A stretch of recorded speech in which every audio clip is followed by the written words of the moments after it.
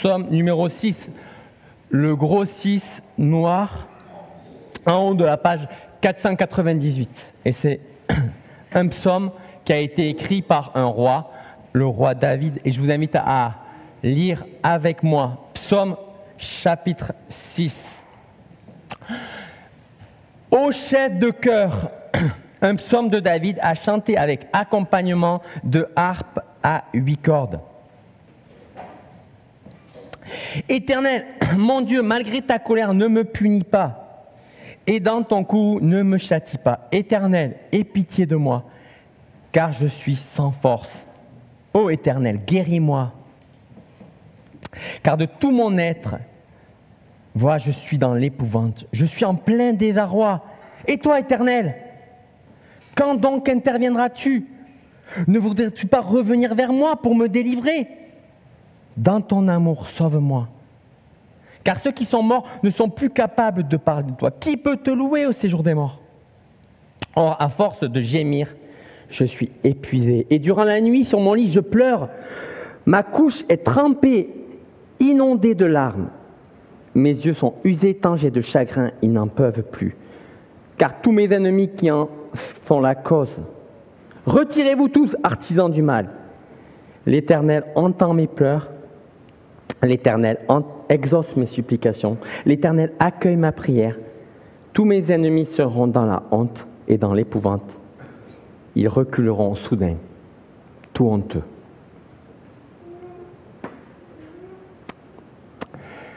Je voulais commencer ce message par deux citations de deux journalistes, et notamment, je ne sais pas si vous le connaissez, c'est le journaliste qui a fondé le journal Marianne, plutôt un journaliste de gauche, Jean-François Kahn. Je vous invite à méditer ce qu'il dit. Quand on voit ce que le monde est, la souffrance, l'injustice, la cruauté, comment peut-on croire en un Dieu bon et juste? Soit Dieu n'est pas bon, soit il n'existe pas. Ah, vous me direz peut-être que c'est un journaliste de gauche. Alors je vous propose une citation d'un journaliste de droite. Franz-Olivier Gisbert, je ne sais pas si vous le connaissez. Il est écrivain, ancien directeur du Point. Voilà ce qu'il écrit. « Je ne peux pas croire en un Dieu qui reste les bras croisés devant les crimes, les tortures, les souffrances absurdes. S'il existe, alors il est sadique. » Pourtant, ce qui est étonnant, c'est que la Bible n'esquive pas le sujet de la souffrance. Des livres, même entiers, ont été écrits sur le sujet, notamment le livre de Job. Quasiment tous les personnages de la Bible, on pourrait y jeter un coup d'œil, ont subi des souffrances. Et ce chant communautaire nous décrit un homme, en particulier un roi, et un roi, le roi David, et celui-ci est noyé dans la souffrance. Alors voilà le plan que je vous propose, la douleur de l'expérience, le questionnement légitime du croyant et la réponse de Dieu. Alors, j'ai un ami qui est allé aux États-Unis il y a quelques années, et puis il a entendu ce slogan d'une radio chrétienne. Voilà ce que c'était le slogan. Positif et encourageant. Voilà ce que la vie chrétienne doit être, positif et encourageant. Et c'est vrai que dans un sens, tellement la société est négative et agressive qu'on peut y aspirer d'un certain côté, mais c'est loin d'être la réalité de notre condition humaine, si on est honnête. Regardez le verset 3. Le psalmiste, il est au bout de sa vie. Il est sans force, il est HS, il est au bout du rouleau. Regardez verset 7, il ne fait que gémir, il n'en finit pas de pleurer, son lit est trempé de larmes. Il fait peine sur peine qui s'abat sur lui. Ses yeux sont rougis, ses yeux sont usés par le chagrin à force de pleurer et de gémir. Et pourquoi, verset 8, on le voit, il a des conflits, il y en a qui le persécutent. Il y a la douleur du conflit, sans doute des difficultés relationnelles, une rupture, ses ennemis qui remontent, qui sont là, qui n'ont aucune pitié. Et en plus, son corps, il est atteint, vous voyez, il est atteint, verset 3, « Oh, guéris-moi » Et ça, c'est l'expérience humaine. Tant de fois, notre corps peut être atteint, on peut parfois être tremblant. Notre peau, notre glycémie nous lâche, elle ne remonte pas. Nos articulations, parfois, nous lâchent. Notre dos devient fragile. Parfois, notre être intérieur est souffrant. Notre âme est troublée, c'est la confusion. Et même, on voit que parfois la mort se profile à l'horizon, verset 6. Et Dieu, mes amis, il connaît ces longues marches parfois de certains au bord du fleuve ou le long des voies ferrées. Où l'on en vient à se demander si est-ce que la vie vaut la peine d'être vécue. Et le pire pour David, on le voit au verset 2, c'est qu'en plus, il est conscient qu'il a sa part, d'une certaine manière, il a sa part de responsabilité, de culpabilité, qui contribue d'une certaine manière à sa souffrance. Et c'est pour ça qu'il dit « Ne me punis pas dans ta colère ». Quels que soient les torts qu'il a subis, c'est jamais noir ou blanc. Il n'a peut-être pas toujours réagi de la bonne manière, il n'a peut-être pas eu toujours le comportement adéquat. Et il en est souvent, c'est souvent le cas. Et c'est vrai que, j'avoue que ce n'est pas mon premier réflexe, quand je suis dans la souffrance, de reconnaître mes fautes. D'ailleurs, on cloisonne souvent les souffrances physiques, morales, psychologiques, et puis on met les confessions des fautes d'un certain côté, nos fardeaux de l'autre. Mais en réalité, ce n'est pas toujours aussi clair, net.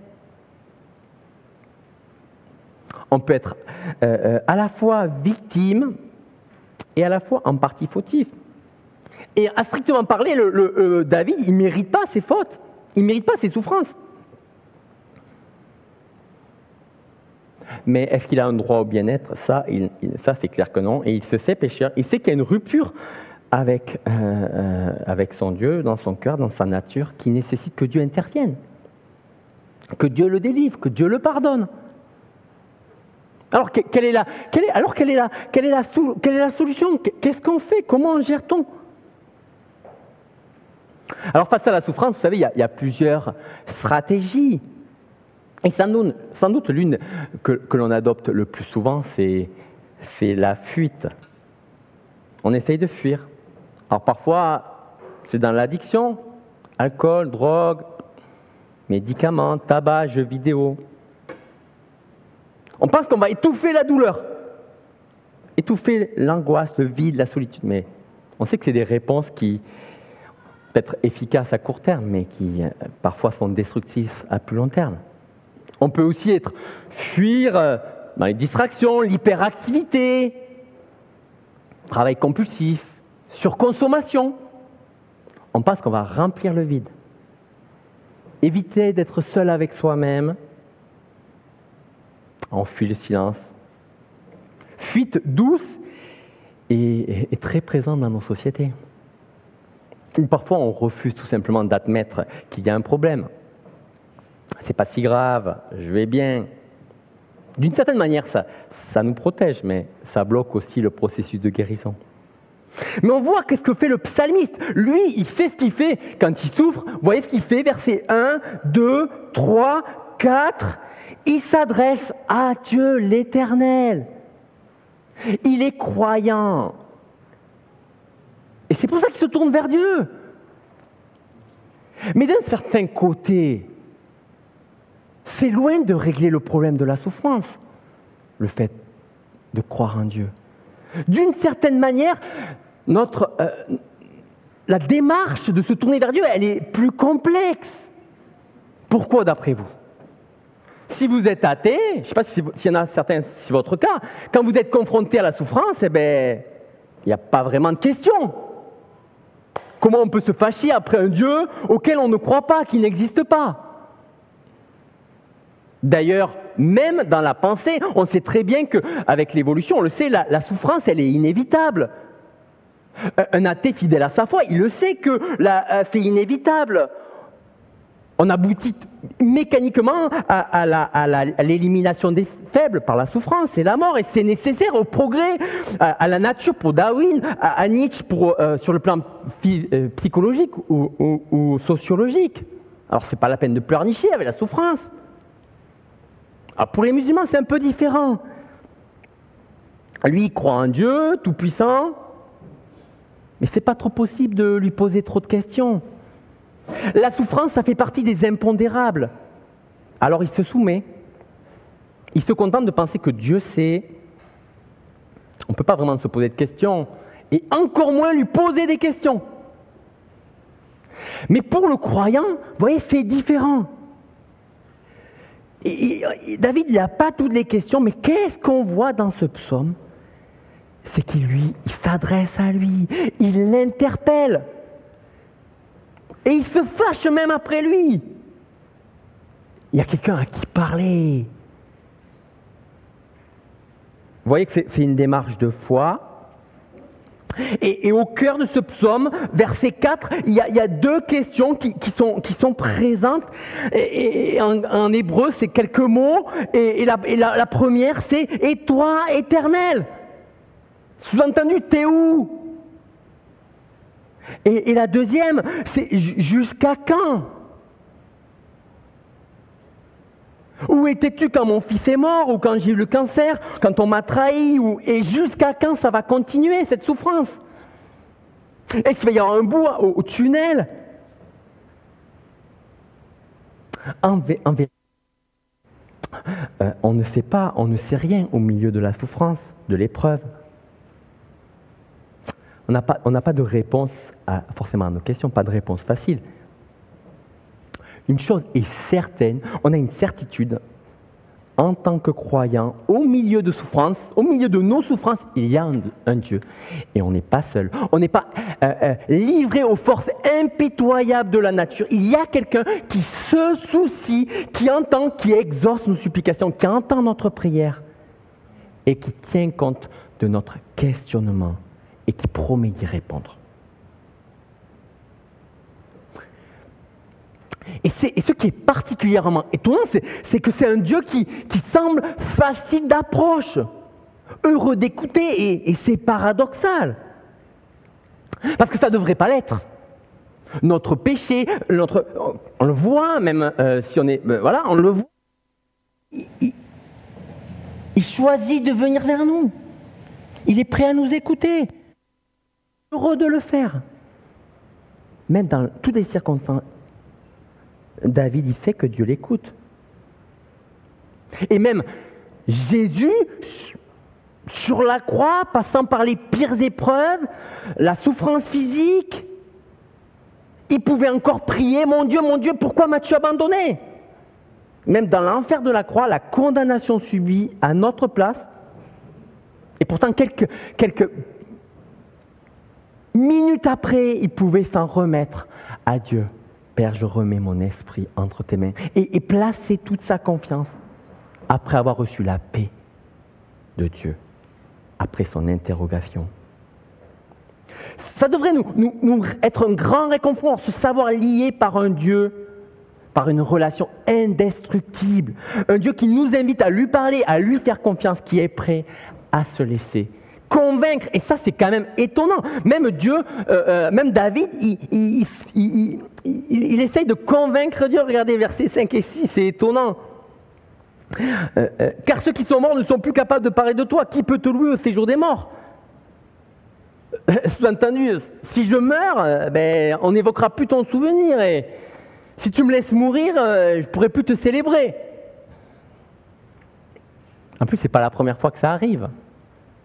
Alors au passage, il faut résister à la caricature où certains pourraient dire, oui, non, mais en fait, voilà bien un Dieu capricieux et complexé, toujours avec besoin qu'on le loue. Et David, quelque part, de cette manière, il le manipulerait en lui disant, tu as besoin de quelqu'un pour te flatter. on est loin quand même de l'état d'esprit de David. Non, mais David, il sait que l'essentiel de sa vie, c'est d'adorer. D'ailleurs, au passage, ça devrait nous faire réfléchir sur quels sont ceux qui nous motivent profondément. Est-ce que c'est un bon métier, une vie sentimentale épanouie, un achat immobilier, des enfants qui font du piano, ou qui sont dans la bonne école, ou qu'on mange du bio? C'est pas le sens pour David, c'est pas l'essentiel. Lui, c'est de connaître Dieu, de le louer, de vivre une vie qui l'honore, qui le célèbre, qui prend tout son sens.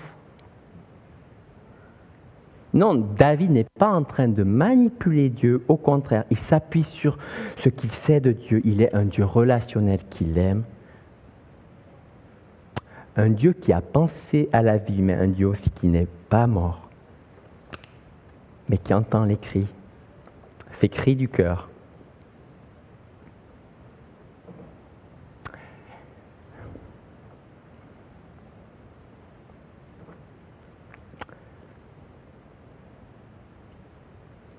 Il ne faudrait quand même pas oublier que la mort, la souffrance est comme une réplique de la mort. Et elle est un affront pour la vie pour laquelle que Dieu a créé. Quand on perd un être cher, nous pleurons et nous ressentons la douleur. Et cette mort n'est pas normale. C'est la rupture des relations. Ça n'a pas été prévu comme tel au départ. À moins que Dieu brise la mort de l'intérieur, la dompte, qui permettent un passage vers la vie, nous sommes quand même troublés. Et David crie, il ose crier vers Dieu. Mais quelle est la réponse que Dieu fait? Regardez verset 10, verset 9 aussi. L'Éternel entend mes pleurs, l'Éternel exauce mes supplications, l'Éternel accueille ma prière. Et pourtant, il y a un décalage. Regardez au verset 9. Retirez-vous tous, artisans du mal. Tous mes ennemis sont remplis de confusion. Fin du verset 8. Vous voyez là, c'est bizarre. Il a le sentiment d'être. Il entend la prière de réconfort. L'Éternel entend, et en même temps, il est conscient qu'associé à cet exaucement, il y a la nécessité que les ennemis soient remplis de confusion et d'effroi. Pourtant, je ne sais pas vous, mais au milieu d'épreuves, Dieu a répondu. Dieu a répondu à David, mais je ne sais pas si ça ne nous aide pas beaucoup a priori. David a peut-être été secouru de ses ennemis, mais qu'est-ce que ça change pour nous aujourd'hui? En tout cas, jusqu'à ce qu'un autre roi souffrant s'approprie ces mêmes paroles. Né comme David dans la ville de Bethléem, persécuté lui aussi par ses ennemis, et cela dès son enfance, puis adulte aussi, on en voulait à sa vie.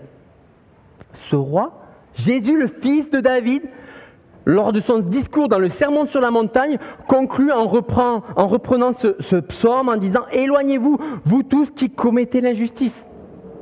Le règne du roi d'amour, Jésus va passer lui aussi par un triomphe sur les malfaiteurs.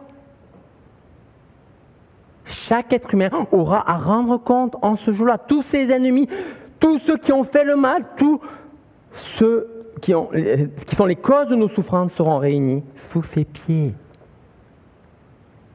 Mais ce n'est pas tout.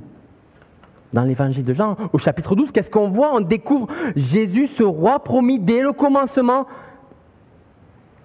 qui reprend aussi les paroles de ce psaume. Et regardez ce qu'il dit en Jean, chapitre 12, verset 7. « Mon âme est tourmentée jusqu'à la mort. » La venue de son heure de sa mort, face à cette heure, son âme est souffrante, est tourmentée. Mon âme est troublée. Que dirais-je comme David? Délivre-moi de cette heure. Mais c'est pour cela que je suis venu. Un roi, Jésus est un roi qui est venu dans le but de se livrer à l'angoisse suprême, de laisser son âme tourmentée, ébranlée plus que le roi David. livré à la mort la plus atroce. Et pourquoi? Pour que vous et moi, nous puissions avoir les réponses que le psalmiste s'est posées. Éternel, où es-tu et jusqu'à quand? Ces questions trouvent leur réponse en la venue de Jésus. Dieu n'ignore pas les souffrances, il n'est pas indifférent à la douleur. Daniel nous l'a déjà dit, à la maladie, à la mort. Dieu sait ce que c'est que perdre un enfant. Il est un Dieu qui a affronté seul la mort, ne s'est jamais marié, a été trahi par ses meilleurs amis. C'est un homme qui sait ce que c'est qu'être sous le poids de la colère. La punition méritée contre le mal que lui-même n'a pas commis, mais pour que nous puissions être en relation avec Dieu. En Jésus, mes amis, nous avons la réponse à où es-tu et jusqu'à quand. Combien de temps ça va durer? La croix et la résurrection nous donnent la réponse. Jusqu'à ce que nous voyions tous ses ennemis sous ses pieds. Jusqu'à ce qu'ils reviennent en personne détruire. Le destructeur séchait les larmes de tous les visages, de tous ceux usés par la souffrance. Voilà, mes amis, le message du psaume 6. Un Dieu qui comprend et qui connaît notre expérience douloureuse de la souffrance. Un Dieu qui reçoit nos questionnements légitimes. Un Dieu qui apporte une vraie réponse en Jésus, dont l'âme a été troublée jusqu'à la mort. Un roi qui revient bientôt vaincre tous les malfaiteurs, jamais indifférent, pas imperturbable face à la souffrance, car lui-même l'a vécu, mais a vécu aussi une grande victoire. Et bientôt, il nous offrira un réconfort et une consolation pour ceux qui placent leur confiance en lui. Je vous invite à prier. Père éternel, tu vois que tu aspires à des cœurs sincères. Rappelle-nous que tu es toujours prêt à entendre nos cris, que tu comprends, tu es compatissant, tu as vécu la souffrance toi-même. Tu l'as portée sur ton corps. Tu n'es pas resté éloigné. Bien au contraire, tu as manifesté en ta présence cette réalité que nous vivons. Et tu l'as détruit de l'intérieur. Merci Jésus pour ta vie, pour ton écoute. Merci parce qu'on peut s'adresser à toi. Merci. Merci parce que du très fond de nos souffrances, tu nous comprends. Merci Jésus pour ta venue, pour ton salut. Amen.